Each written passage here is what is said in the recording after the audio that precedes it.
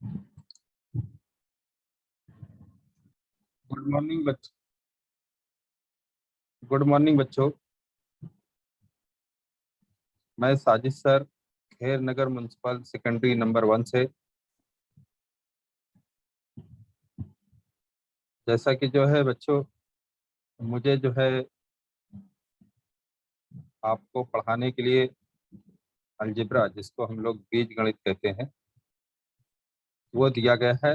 उसमें पहला लेसन समुच्चय, जैसा कि आपकी स्क्रीन पे आ रहा है, इसको हम लोग इंग्लिश में सेट्स कहते हैं। बच्चों जो है, ये पहला लेसन है।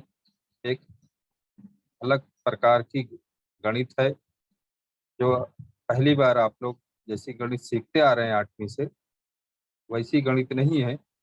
ये अक्षरों का खेल है, समझ लो, एक तरह का। ना कि जो है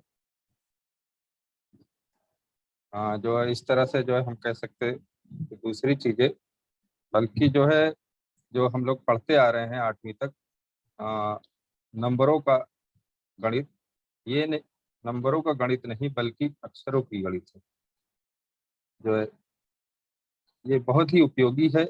आगे की कक्षा में जब जाएंगे आप, तो एक अलग ही जो है इसको सब्जेक्ट रहेगा इसका। आज तो सिर्फ गणित में एक पार्ट है, पहला पार्ट समुच्चय।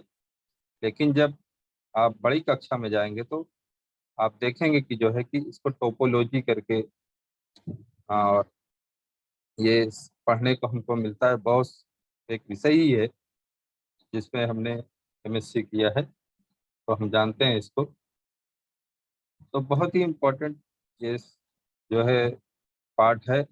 अगर इसको अच्छे से सीखेंगे तो हमको बहुत सारी समझ बात आएगी। क्योंकि जो है इस पे चर्चा हो चुकी है, आपको बहुत मैं तेजी से आगे बढ़ूंगा। हमको जो आज टॉपिक मिला है आपको समुच्चय के प्रकार बताने, यानी टाइप्स ऑफ सेट्स।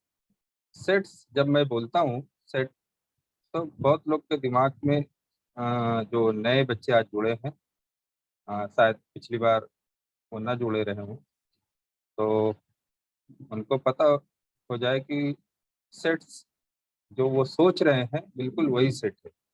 बिल्कुल सही। डिनर सेट, लेमन सेट, है ना। लड़कियां खास करके अपने सेट के बारे में सोचती होंगी कि मैं तो ये वाला सेट पहन के शादी में गई थी। बिल्कुल सही सोच रहे हैं। हम लोग ऐसे ही सेट के बारे में पढ़ने जा रहे हैं, जिसको जो है यूँ कह सकते हैं कि समुच्चय। थोड़ा से मैं रिवीजन करना चाहूँगा कि जिस समूह जो होता है, यानी गैदरिंग जहाँ होती है, उसके घटक को हम सही, घटक जो होते हैं, घटक समूह जो जहाँ पर लोग इकट्ठे होते हैं या समूह होता है, घटक को सही जो है, सही और अचूक या स्पष्ट, सही और स्पष्ट रूप से जो है बताया जा सके, सही और स्पष्ट बताया जा सके, उसे हम लोग जो है क्या कहते हैं, समूह या सेट कहते हैं। इसको जो है अंग्रेजी अल्फाबेट कैपिटल लेटर से ABCD से दर्शाते हैं। और इसके घटक जो होते हैं, घटक को जो है वो एलिमेंट बोलते हैं इंग्लिश में। उसको हम लोग जो है स्मॉल लेटर से दर्शाते हैं। और समूह को हम जब लिखते हैं तो धन धनु कोष्टक में लिखते हैं, इस तरह से, इस करली ब्रैकेट में। और इसमें जो है इस तरह से जो है उसके घटक को कॉमा करके लिखते हैं। ये सारी बातें जो है पीछे आपने सीखी होगी बच्चों। फिर उसके बाद हमने देखा कि संकेत, इसको हम लोग सिंबल कहते हैं, संकेतांक, जिसको हम लोग इस तरह से दर्शाते हैं।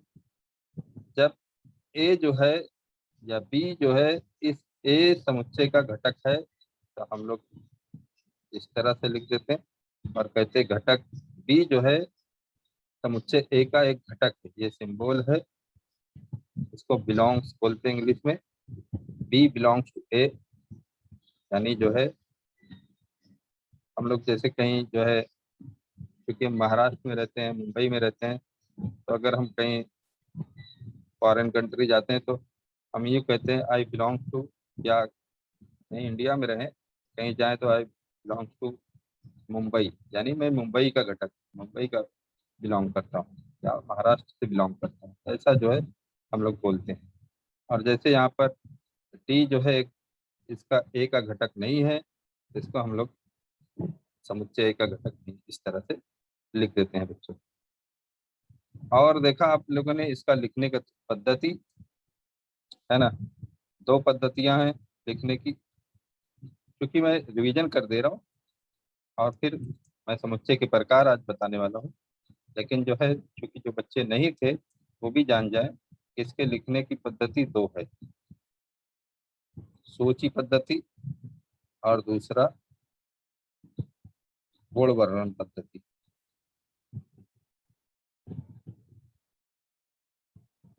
ये दो पद्धतियां हैं। सूची को इंग्लिश में सूची लिस्ट मेथड बोलते हैं, जिसको रोस्टर मेथड कहते हैं।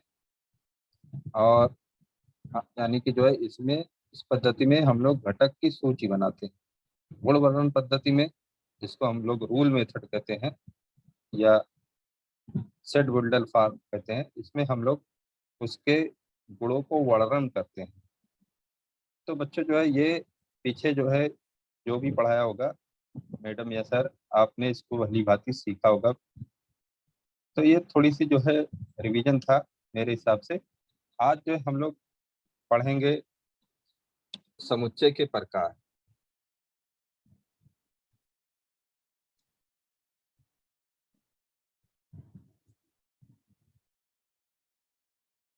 समुच्चय के प्रकार, टाइप्स ऑफ सेट्स। ये आपको जो है आपके पोर्शन में जो है चार प्रकार के हैं, चार प्रकार के हैं समुच्चय। नंबर एक है एकल समुच्चय।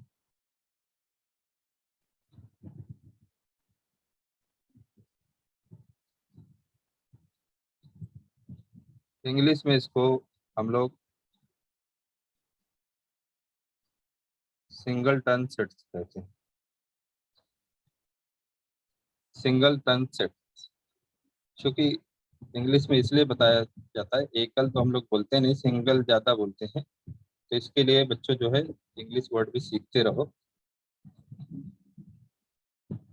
तो बच्चों जो है यहाँ देख रहे हैं हम लोग कि सिंगल टर्न समुच्चय, एकल समुच्चय, जिससे इसके नाम से ही पता चलता है कि जिस समुच्चय में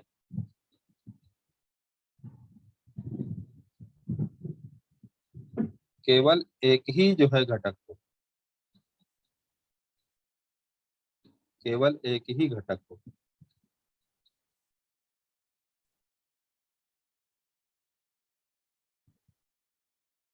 का समावेश होता है या हो, तो उसे हम लोग क्या कहते हैं, सिंगल टर्न या एकल समुच्चय कहते हैं। केवल इस समुच्चय के अंदर केवल एक घटक, एक घटक। उदाहरण अगर लें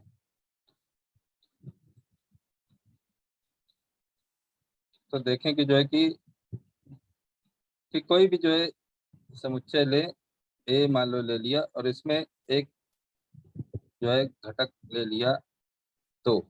तो अब देख रहे हैं कि जो है कि इस समुच्चय के अंदर सिर्फ जो है एक घटक है।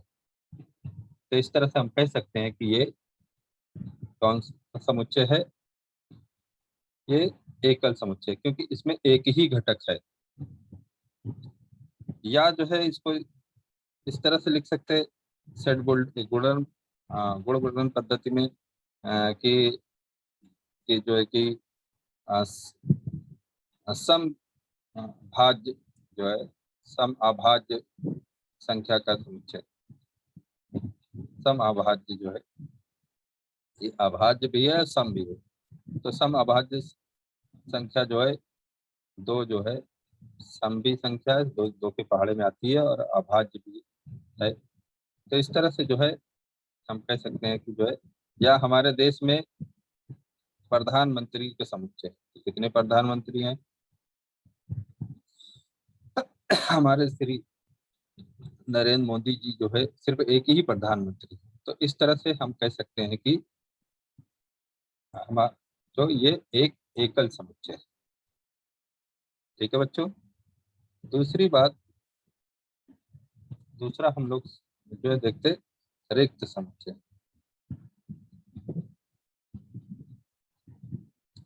रिक्त समुच्चय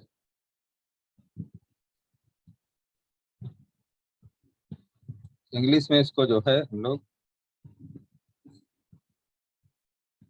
एम्प्टी सेट कहते हैं। एम्प्टी, इंग्लिश में एम्प्टी जो है, रिक्त को एम्प्टी कहा जाता है, और नल भी कहा जाता है। नल,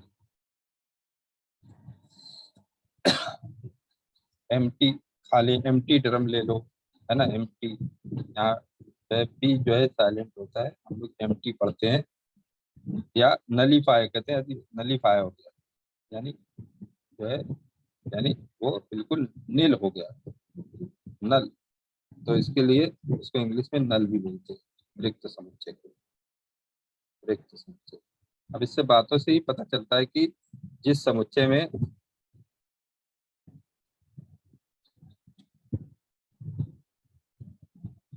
कोई भी घटक ना हो, कोई भी घटक, कोई भी घटक नहीं, जिस समुच्चय के अंदर कोई भी घटक ना हो,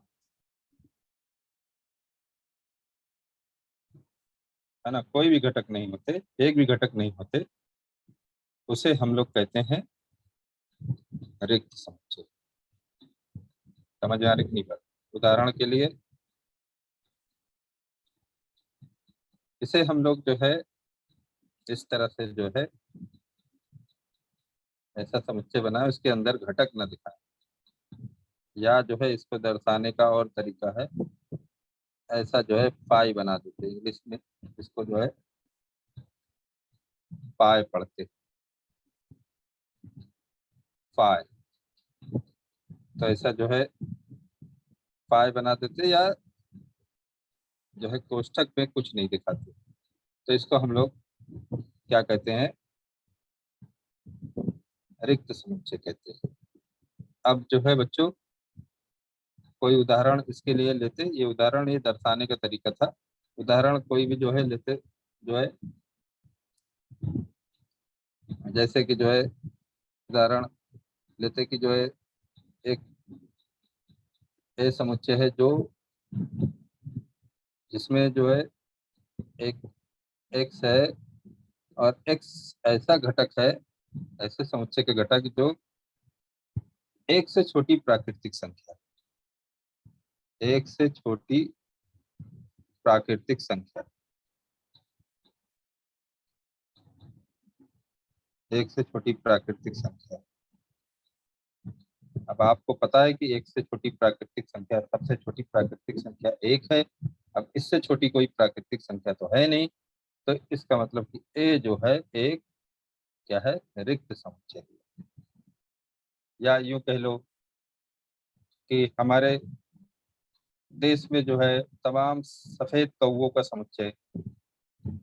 तो आप कहेंगे सर सब सफेद कौवे तो हमने कभी देखे नहीं, काले कौवे ही दिखाई देते हैं, ये कौन सी बात बता रहे हैं आप?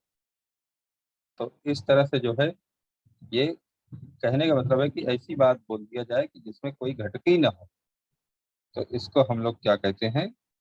रिक्त समुच्चय कहते हैं। ठीक है बच्चों।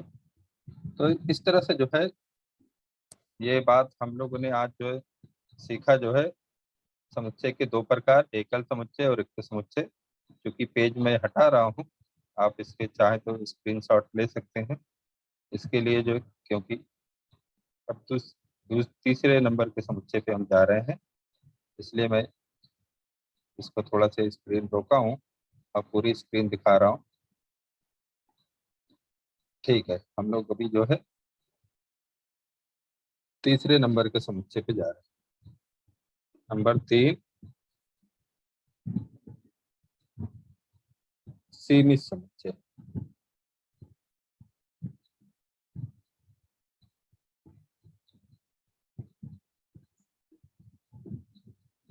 इसको हम लोग इंग्लिश में फाइनाइट सेट कहते हैं। फाइनाइट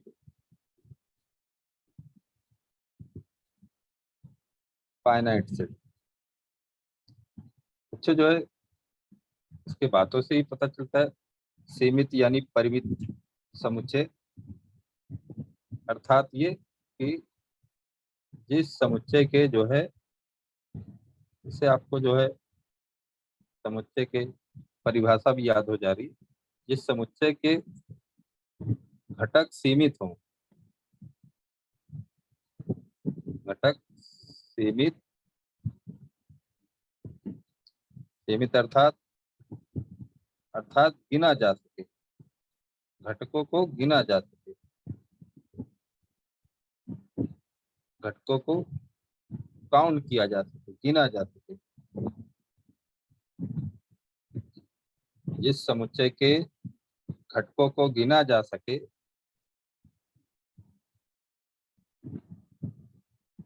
उसे हम लोग सीमित समुच्चय अर्थात जो है फाइनाइट सेट कहते हैं। ठीक है बच्चों, सीमित। अब उदाहरण अगर इसको लेते तो कोई भी एक समुच्चय लिए, उसमें 2, 4, 6, 8, 10 इस तरह से जो है लिख दिया तो ये सीमित है। या कोई दूसरा समुच्चय लिए, उसमें x जो है ऐसा घटक है समुच्चय बी का, जो जो है 100 तक की अभाज्य संख्या, 100 तक अभाज्य संख्या। तो अभाज्य संख्या आपको पता है 100 तक की जो है 2, 3, 5, 7 ऐसा गिनते जाएंगे तो टोटल 25 आती है। छोटी कक्षाओं में आपने देखा है, तो गिन सकते हैं इसको। तो इस तरह से जो है ये सीमित समुच्चय हुआ, या जो भी बातें जो है गिनी जा सके, उसको हमारे देश की जनसंख्या है ना, ये हम लोग जो है जनगणना करते हैं, जिसको सेंसस कहते हैं, मर्दनशुमारी कहते हैं उर्दू में। तो यानी कि गिना जा सकता है, हम लोग बताते हैं कि हमारे देश में जनसंख्या इतनी है, 1,37,100 करोड़, सॉरी 100 करोड़ जो है से ऊपर है, इस तरह से बताया जाता है। तो यानी कि इसको काउंट किया जा रहा है, जो भी काउंट किया जा सकते हैं उसको सीमित समुच्चय कहा जाता है। चौथे प्रकार के समुच्चय, जिसको हम लोग, बिल्कुल आप लोग सही सोच रहे हैं, असीमित समुच्चय। असीमित समुच्चय, असीमित को हम लोग अनंत भी बोलते हैं, अनंत समुच्चय, अनंत। इंग्लिश में इसको इनफाइनाइट बोलते हैं,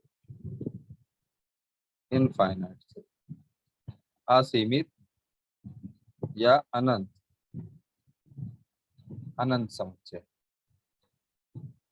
तो बिल्कुल सही सोच रहे हैं कि अब इसमें तो ऐसा होगा कि जिस समुच्चय के घटक जो है नहीं गिने जा सकते, घटक जो है नहीं गिने जा सकते, नहीं गिने जा सकते मतलब असीमित होते, ना गिने जा सके या नहीं गिने जा सकते, है ना। जिस समुच्चय के घटक जो है क्या हो, नहीं गिने जा सके, उसे हम लोग जो है क्या कहते हैं, अनंत समुच्चय या असीमित समुच्चय, इनफाइनाइट सेट कहते हैं बच्चों। उदाहरण के तौर पर, उदाहरण अगर लें तो जैसे कि जो है कुछ भी ले लें हम लोग, इस तरह से 1, 2, 3, 4 5 और डैश डैश कर दी। तो इससे क्या पता चल रहा है कि आगे भी बहुत ऐसे ही है। तो ये असीमित हो गया, अनंत हो गया। या इस तरह से जो है हम लिखें कि जो है एक्स एक्स जो है क्या है, प्राकृतिक संख्या का समुच्चय। प्राकृतिक संख्या ही लिखा था, आपको पता ही है कि ये प्राकृतिक संख्या जो है बहुत सारी, हम कितना गिनते रहते हैं। तो इस तरह से ये सारी जो है असीमित समुच्चय कहलाते हैं। ठीक है ना बच्चों। तो इस तरह से हम लोग जो है जान सकते हैं कि जो कैपिटल एन जो है ये प्राकृतिक संख्या का समुच्चय है, जो अनंत समुच्चय है। और कैपिटल डब्ल्यू जो है ये पूर्ण वर्ग, पूर्ण संख्या का समुच्चय है, इसको होल नंबर कहते हैं। ये भी अनंत समुच्चय है। और कैपिटल आई जो है ये पूर्णांक संख्या का समुच्चय है, ये भी अनंत समुच्चय है।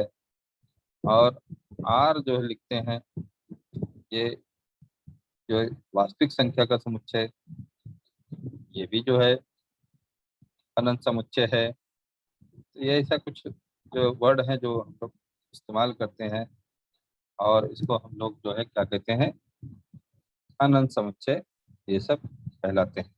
तो हम लोगों ने बच्चों जो है ये आज जो है 4 प्रकार के समुच्चय के बारे में सीखा। जो समुच्चय ये हैं कि पहला एकल समुच्चय, जो अभी मैंने बताया, जिसमें से केवल एक ही घटक होते हैं। दूसरा मैंने बताया कि रिक्त समुच्चय, जिसमें एक भी घटक नहीं होते। तीसरा मैंने, जैसे कि आपकी स्क्रीन पर है, कि सीमित समुच्चय, जिसको फाइनाइट सेट कहते हैं, जिसमें जो घटक जो होते हैं सीमित होते हैं, अर्थात गिने जा सकते हैं। दूसरा जो है असीमित या अनंत समुच्चय, हम बोलते हैं इनफाइनाइट सेट, जिसके घटक नहीं गिने जा सकते। जैसे आसमान पे तारों का समुच्चय, तुम्हारे सर पे जो बालों का समुच्चय, कौन गिनते बैठेगा, कितना गिनेगा, है ना। ये सब भी ऐसा कहा जा सकता है। या हमारे जो है पूरे दुनिया में जो है पेड़ों का समुच्चय, बहुत सारे पेड़ हैं जो है गिनाने, या जीवों का समुच्चय, ये सब जो है एक तरह का क्या कहलाता है, अनंत समुच्चय कहलाता है। तो हम लोग 1.2 जो है प्रश्न संग्रह पढ़ने से पहले एक जो है दूसरी बातें जो है अहम एक परिभाषा सीखते, जो है इक्वल समुच्चय। इक्वल समुच्चय को हम लोग हिंदी में सम समुच्चय कहते हैं। सम समुच्चय,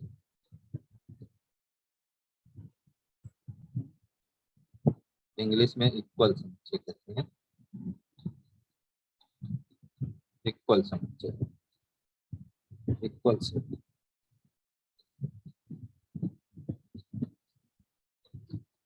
तो इक्वल सेट जो है किसे कहते हैं, जब दो सेट हों और दो से अधिक सेट हों, अगर उनके घटक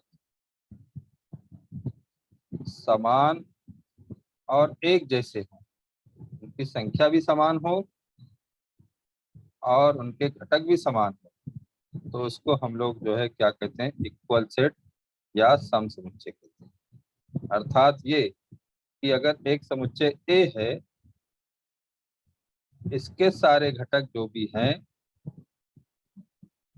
और समुच्चय बी है, उसके जो भी घटक हैं, समुच्चय ए के घटक बी में समाविष्ट हो और समुच्चय बी का घटक ए में समाविष्ट हो, तो हम कहते हैं ए और बी इक्वल समुच्चय है।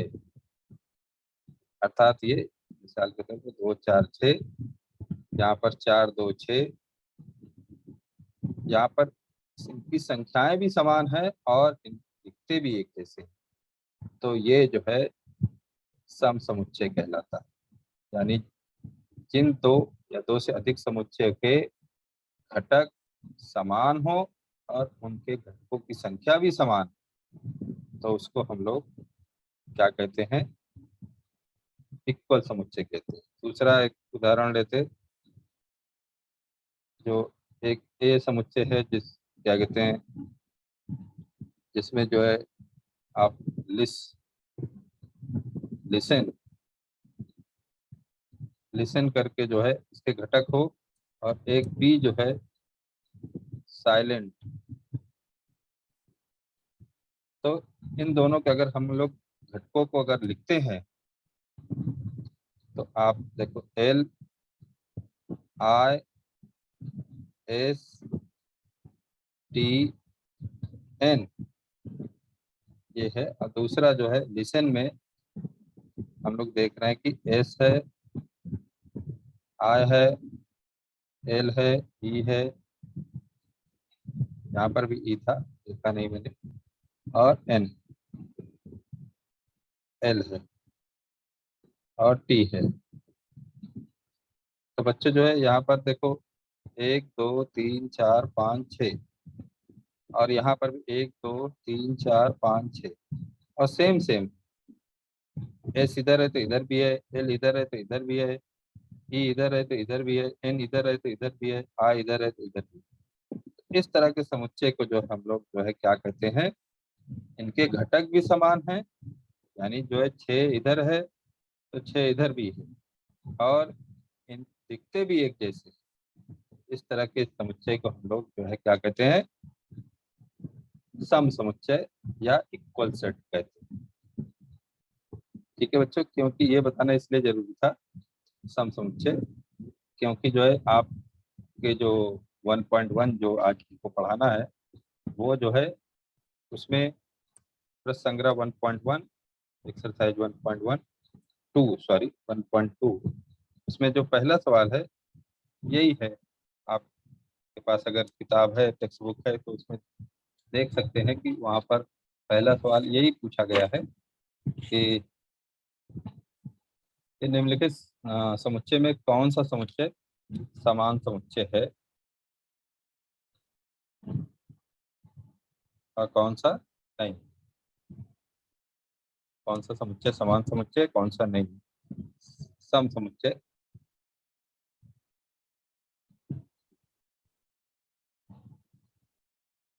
है या नहीं, ये बताना है।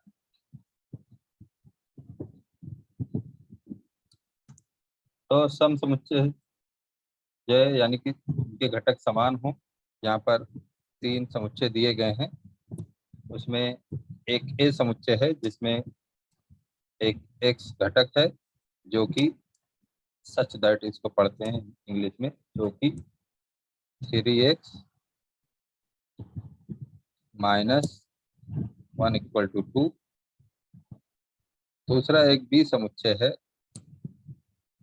जिसमें x सच दैट x प्राकृतिक संख्या है, प्राकृतिक संख्या, और ना तो अभाज्य है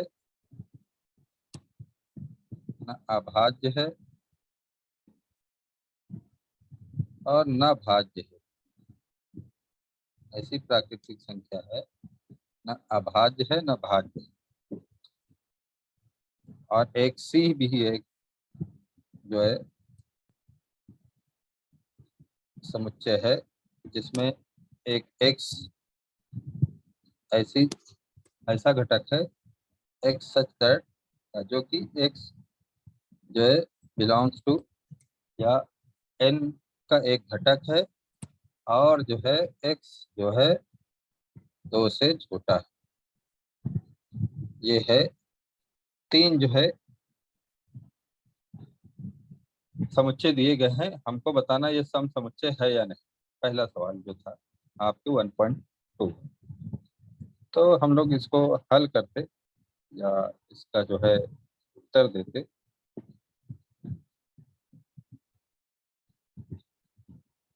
तो हम लोग स्पष्टीकरण करते इसमें कि इसे तो तीनों जो है समान है, लेकिन स्पष्टीकरण इस तरह से है कि पहला ए जो है समुच्चय जो हमने लिया x = 3x -1 = 2। तो चूंकि जो है 3x = 1 = 2 है, इसको सॉल्व कर लेते। 3x ये 1 को 2 के इधर तरफ लेके जाते हैं तो प्लस में, यहाँ माइनस में है तो यहाँ प्लस में हो जाएगा। ये मैथमेटिक्स आपको आती है, जब पक्ष बदलते हैं तो चिन्ह बदल जाते हैं। तो यहाँ पर 2 1 3 हो जाता है, 3x बराबर 3, इसलिए x बराबर 3, 3 से दोनों तरफ डिवाइड करें या तो इसका 3 1 जा 3, x इक्वल टू 1। तो अर्थात ये पता चलता है कि a में जो घटक हैं वो x बराबर 1, जो x यहाँ पर मैंने लिया था, x ऐसा घटक है तो इस तरह से एक समीकरण बनता है, यानी 1। दूसरा हम लोग जो है उनको, यानी कि x में a में समुच्चय a में घटक 1 है, और b वाला जब लेते तो b में आप देख रहे हैं कि क्या बोला गया है कि x ऐसी जो है प्राकृतिक संख्या है जो न अभाज्य है न भाज्य है। तो b जो है न अभाज्य है न भाज्य है, तो आप खुद ही बताओ बच्चों कि ऐसी कौन सी संख्या है कि जो न अभाज्य हो न भाज्य हो। तो ऐसी सिर्फ एक ही संख्या है, ना उसको अभाज्य में गिनते हैं ना भाज्य में गिनते हैं। तो इस तरह से बी में भी एक ही घटक आ गया।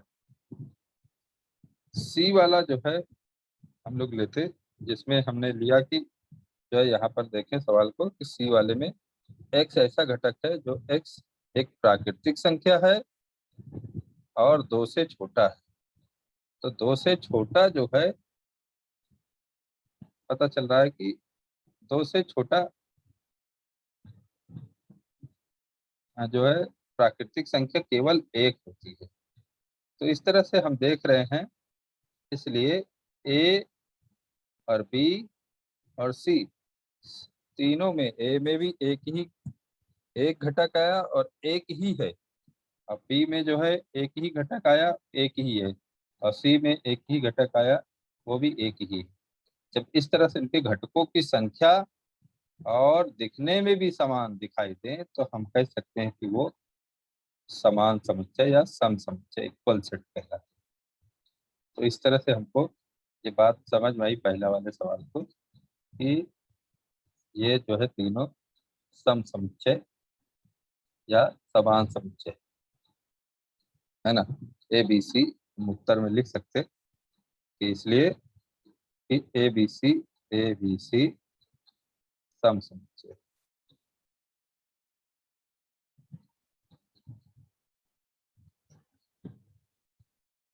ठीक है ना बच्चों। तो आगे हम दूसरे सवाल की तरफ बढ़ते।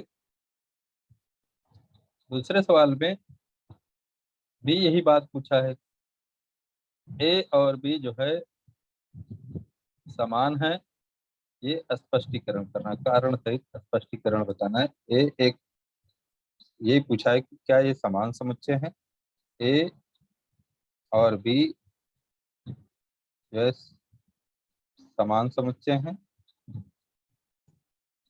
समान है, सवाल है, कारण कारण बताना है। और जबकि ए जो है दिया गया है सम संख्या जो अभाज्य की संख्या है, सम संख्या है और अभाज्य भी है। सम है, अभाज्य है, बी है एक सेट बुल्डर फॉर्म में है, एक्स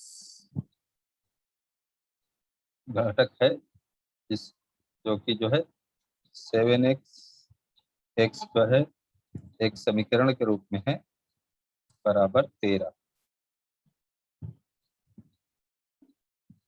तो बच्चों जो है इसका हल या उत्तर जो है स्पष्टीकरण के साथ, क्योंकि ए और बी समान हैं, बिल्कुल हाँ जवाब है।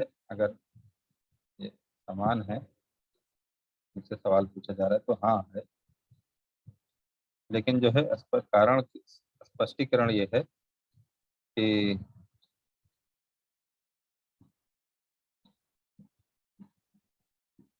स्पष्टीकरण यह है कि ए जो है सम संख्या है और अभाज्य संख्या है। जैसे मैंने पहले ही बताया था कि सम संख्या अभाज्य संख्या वो 2 है, तक 2 आता है। तो संख्या जो अभाज्य भी होती है, सबसे छोटी अभाज्य प्राकृतिक संख्या 2 ही है, और ये 2 के पहाड़े में आती है, इसलिए सम संख्या भी है। रही बात बी की, तो बी में जो है आप देख रहे हैं कि x ऐसा घटक है जहाँ पर 7x-1 बराबर 13 है। तो हम लोग इसको जो है यहाँ पर सॉल्व कर लेते इस समीकरण को।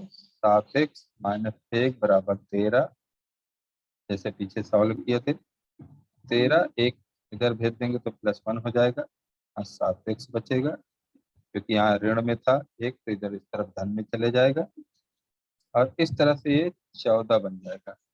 और x बराबर 7 से भाग दे दें तो 7 दूनी 14, तो x बराबर हो जाएगा 2। तो यानी कि जो है बी भी जो है में घटक आ रहा है 2। तो हम कह सकते हैं कि a = b, क्योंकि दोनों में घटकों की संख्या समान है और जो है और उसमें घटकों की संख्या समान है, और दिखते भी जो है दोनों समान एक जैसे दिखते हैं। दोनों के बी में भी 2 आ रहा है और ए में भी 2 आ रहा है। इस तरह से हम कह सकते हैं कि ये सम समुच्चय है ए और बी, जो इसके एग्जाम्पल दिए गए। ठीक है बच्चों, ये दूसरा सवाल था। तीसरे सवाल की तरफ बढ़ते, इसको अगर आप लोग नोट करना चाहते हैं तो इस तरह से सभी को जो है स्क्रीनशॉट ले लें, बाद में इसको अपनी कॉपियों पे लिख लें। ठीक है बच्चों, तीसरे सवाल में हम देखते हैं कि जो है तीसरा सवाल है कि यहाँ पर जो है कई एग्जाम्पल दिए गए हैं, 2-3 एग्जाम्पल नीचे कह रहा है कि निम्नलिखित समुच्चय में से कौन से समुच्चय रिक्त समुच्चय है, कारण सहित स्पष्ट करना। जो है रिक्त समुच्चय पहचानना है। रिक्त समुच्चय हमको बताना है कि रिक्त समुच्चय है या नहीं। तो पहला इसमें है, पहला सवाल ए, एक ए समुच्चय है, इसका घटक ए, जो कि ए जो है ये 0 से भी छोटी, ए ये 0 से छोटी जो है क्या है, प्राकृतिक संख्या, प्राकृतिक संख्या है। दूसरा जो है, अब इसको ही चलो एक एक को बताते कि ये 0 से छोटी है, इसका ही आंसर देते कि ए जो है ऐसा समुच्चय है जिसमें एक घटक ए है और ए ये 0 से छोटी प्राकृतिक संख्या है। तो बच्चों जो है ए, तो इसमें कौन सा घटक आएगा, अगर उसकी लिस्ट बनाना चाहो तो क्या कोई घटक आएगा? 0 से छोटी प्राकृतिक संख्या है कोई? कोई प्राकृतिक संख्या नहीं है ना। 0 खुद ही जो है एक प्राकृतिक संख्या नहीं बल्कि पूर्ण संख्या है। तो 0 से छोटी प्राकृतिक संख्या माइनस में सब आ जाती है। तो प्राकृतिक संख्या आपको पता है कि 1 2 3 4 होती है, 1 2 3 4 एंड सो ऑन। तो इसमें कोई भी घटक नहीं आएगा, तो ये क्या होगा, एक रिक्त समुच्चय होगा। एक कैसा है, रिक्त समुच्चय। तो हमारा जवाब होगा ये रिक्त समुच्चय। ये क्या है, वो रिक्त समुच्चय। दूसरा सवाल, दूसरा एग्जाम्पल यहाँ पे लिया गया है, बी बराबर, सॉरी बी एक समुच्चय है जिसमें एक घटक x है जो कि x² बराबर 0। ठीक है बच्चों, तो इस तरह से जो है दूसरा सवाल है, b बराबर 0। तो ये जो है अब इसको बताना है कि ये रिक्त समुच्चय है या नहीं। तो चूंकि एक्स स्क्वायर बराबर 0 है, अगर हम लोग जो है अगर इसका एक्स स्क्वायर बराबर 0 है, अगर पक्षों का वर्गमूल लें तो एक्स बराबर जो है क्या हो जाएगा, इसलिए एक्स बराबर भी 0 हो जाएगा, क्योंकि 0 का वर्गमूल 0 ही होता है पक्षों का। तो एक्स बराबर 0 है। इस तरह से बात समझ में आई कि बी में एक घटक है, वो है 0 है। तो ये रिक्त समुच्चय है। बहुत बच्चे बोल देंगे हाँ 0 तो कुछ महत्व नहीं रखता, 0 भी एक घटक है, इसलिए ये रिक्त समुच्चय नहीं होगा बच्चे, रिक्त समुच्चय नहीं है।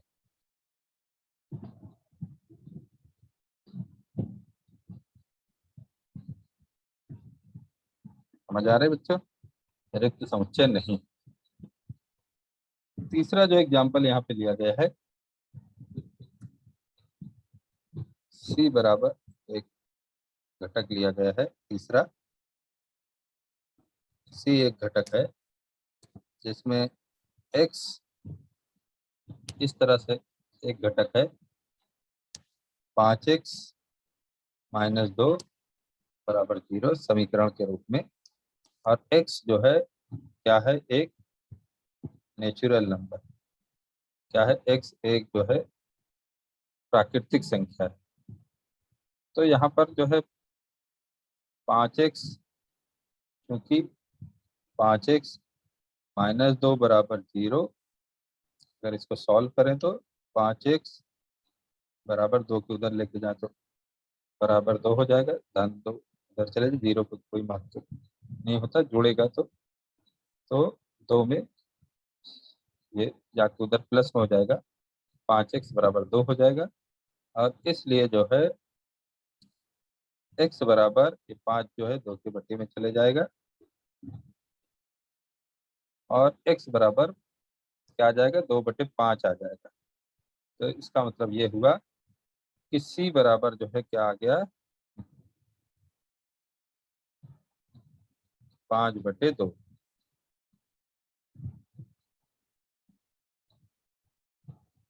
सॉरी 2/5। आदत होती है ना, बड़ी संख्या आप लोग भी जल्दी से बड़ी संख्या के ऊपर ही लिख देते हैं, तो मैं भी जो है 2/5 ये आ गया। अब चूंकि ये यहाँ पर उसने बोला x एक प्राकृतिक संख्या है, जबकि 2/5 जो है वो प्राकृतिक संख्या नहीं होती है। तो इस तरह से ये बात पता चली कि अगर ये इसमें कुछ 2 ही आता या 5 आता तब जो है प्राकृतिक संख्या थी। इस तरह से जो है हम कह सकते थे कि जो है कि वो रिक्त समुच्चय, मगर जो है यहाँ पर उसने बोला इस जो है x जो है क्या है, वो एक प्राकृतिक संख्या है। तो यहाँ 2/5 जो है प्राकृतिक संख्या नहीं, बल्कि जो है एक जो है भिन्न संख्या आ गई, या जिसको हम लोग क्या कहते हैं, रेशनल नंबर कहते हैं। तो इस तरह से जो है हम लोग कह सकते हैं कि सी भी जो है क्या है, वो क्या है, रिक्त समुच्चय। अरे सॉरी, कहने का मतलब है कि आ, यहाँ पर अगर बात 2/5 आती तो हम कह सकते थे कि जो है कि मतलब 2/5 आया है, जिसको अगर आप भाग देंगे तो आप भली बात ही जानते हैं कि 0.524 यानी 4 आता है। और इस तरह से जो है ये नेचुरल नंबर यानी कि x जो कीमत आई 0.4, ये नेचुरल नंबर नहीं है। तो यानी कि जो है एक्स सी जो है उसके अंदर जो x की वैल्यू आई है वो नेचुरल नंबर होगा। अगर उसके अंदर नहीं है तो इसका मतलब सी एक खाली जो है सेट होगा, यानी रिक्त समुच्चय होगा, रिक्त समुच्चय। ठीक है बच्चों, तो इस तरह से जो है हमने जो है, ठीक है बच्चों, जो है अगर किसी को इसके जो चौथा सवाल है उसमें सीमित असीमित आपको बताने हैं, बहुत ही आसान है, कौन सा सीमित है कौन सा असीमित है। तो आप खुद ही जो इसको देखिए, जो नहीं आता तो नेक्स्ट टाइम बताएंगे। आपको किसी इसके ताल्लुक से कोई जो है इससे रिलेटेड कोई सवाल है तो पूछ सकते हैं। हाँ, किसी बच्चे ने हाथ उठाया है, माइक अपना ऑन कीजिए।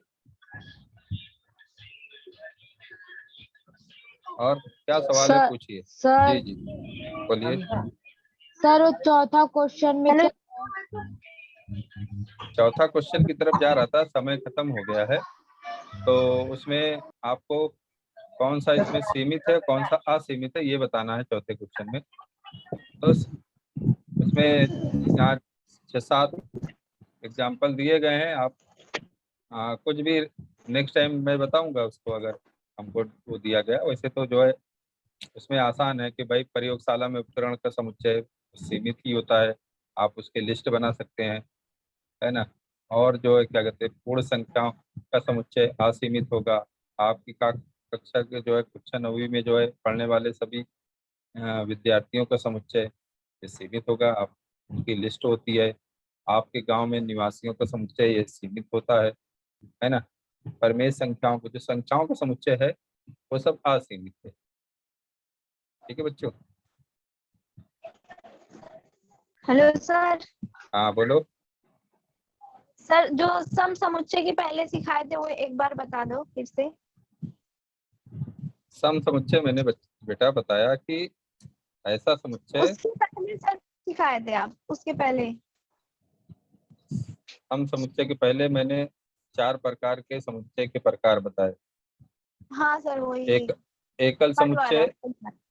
हाँ, थर्ड वाला सर, जो थर्ड वाला था ना वो समझ में नहीं आया। थर्ड वाला जो है मैंने बताया कि सीमित समुच्चय। समुच्चय के 4 प्रकार बताए। आप समुच्चय के प्रकार पूछना चाहती हैं, सीमित समुच्चय। हाँ सर, सम समुच्चय के पहले जो समुच्चय था नहीं, उसमें जो सॉल्व करके बताए थे वो वाला, मतलब उससे कैसे करना रहता ना, वही समझ में नहीं आया था। अच्छा, सवाल थर्ड वाला सवाल की बात कर रही हैं कि जो है आप उसकी बात कर रही हैं, क्या कहते हैं। सर वो जो आप समझाए थे पहले उसकी बात कर रही हूँ, सवाल की नहीं। अच्छा अच्छा। तो मैंने यहाँ पर बेटा जो है मैंने जो समुच्चय के प्रकार बताए। एक एकल समुच्चय बताया, जिसमें एक भी एकल समुच्चय यानी जिसमें एक केवल एक ही घटक होता है, वो एकल समुच्चय होता है। रिक्त समुच्चय मैंने समझाया, जिस समुच्चय में कोई भी घटक नहीं होते, और उसको जो है इस तरह से डिनोट करते हैं, या फाई भी लिखते हैं, जिसमें कोई घटक नहीं होता, जैसे कि अभी बात आ रही थी। दूसरा जो है मैंने जो है तीसरा मैंने बताया सीमित समुच्चय, जिसको इंग्लिश में फाइनाइट सेट बोलते हैं, जिस समुच्चय के घटक जो है हम लोग गिन सकते हैं, गिने जा सकते हैं। मतलब कुछ भी उसके अंदर घटक है तो उसको काउंट किया जा सकता है, उसको हम लोग सीमित समुच्चय कहते हैं। और असीमित समुच्चय या अनंत समुच्चय, जिसके घटक नहीं गिने जा सकते, उसको हम लोग असीमित समुच्चय कहते हैं। उसमें जो इस तरह से अगर कोई एग्जाम्पल दिया गया डैश डैश से, यानी आगे बहुत सारे नंबर है। और प्राकृतिक संख्याओं का समुच्चय, परिमेय संख्याओं का समुच्चय, पूर्णांक संख्याओं का समुच्चय, अपूर्णांक संख्याओं का समुच्चय, वास्तविक संख्याओं का समुच्चय, ये सब संख्याएं जब इस तरह से बोल दिया जाएगा तो वो संख्याएं बहुत आगे भी होंगी, तो उसको हम लोग असीमित या अनंत समुच्चय कहेंगे। यही बात पूछना चाहती थी आप। Thank you. हाँ सर, थैंक यू सर। हाँ, हेलो और सर। कोई। हाँ बोलो बेटा। सर वो जो मैथ्स का फर्स्ट वाला जो क्वेश्चन था ना सर, वो मुझे ठीक से समझाओ ना, मुझे कुछ समझ में नहीं आया था वो। फर्स्ट वाला क्वेश्चन। Yes sir. फर्स्ट वाले क्वेश्चन में मैंने कहा कि उसमें पूछा गया है कि जो नीचे 3 एग्जाम्पल दिए गए हैं, पहला वाला क्वेश्चन आप पूछना चाहती हैं अब फिर से। Yes sir. वो उसमें पूछा गया कि ए बी सी, ए एक है घटक, एक बी घटक है, एक सी, 3 समुच्चय हैं, वो सम समुच्चय हैं कि नहीं। तो उसमें ए वाले में जो है एक्स ऐसा घटक था जिसमें जो है 3x - 1 = 2 था। तो मैंने इसको सॉल्व किया तो 3x, और ये 1 इधर जा करके 2 + 1 हो जाता है, यानी 3 हो जाता है। और x = 3/3, ये 3 जो है बटे में चले जाता है। पहले भी इसको सीख चुके हैं और इस तरह से थ्री से और ये वन आ जाता है। तो यानी कि कहने का मतलब है कि ए के अंदर जो एक्स एक घटक था और एक समीकरण के रूप में दिया गया था एक्स को, वो उसके वैल्यू जो है एक आती है। और इसी तरह से जो है बी है, बी जो है एक ऐसा जो है समुच्चय है जिसके अंदर घटक प्राकृतिक संख्या, एक ऐसी प्राकृतिक संख्या एक्स जो न अभाज्य है न भाज्य है। तो न अभाज्य न भाज्य, तो एक एक ऐसी संख्या है जो न अभाज्य है न भाज्य है। अब इसको न आप भाज्य भी नहीं बोल सकते, ना अभाज्य बोल सकते हैं। दो सबसे छोटी जो है अभाज्य संख्या हम लोग दो से स्टार्ट करते हैं। हाँ, तो बच्चे जो है इस तरह से सी में जो है एक एक ही घटक है, उसके अंदर भी तो जो है दो से छोटी प्राकृतिक संख्या, इसलिए ए बी सी तो तीनों समान होती है। बच्चों जो है मेरा समय खत्म होता है। अगर फिर भी कोई भी डाउट रहा तो नेक्स्ट टाइम जब मेरा पीरियड रहेगा अगले ट्यूसडे को, तो आप पूछ लीजिएगा इसी समुच्चय पे, फिर हम डिस्कस करेंगे। ठीक है बच्चों, आप सभी का धन्यवाद। आप लोगों ने जो बड़े उत्साह से इसको पढ़ा और जो भी सवाल पूछे मैंने बताने की कोशिश की। उम्मीद करता हूँ आपको समझ में आया होगा। आप सभी का धन्यवाद।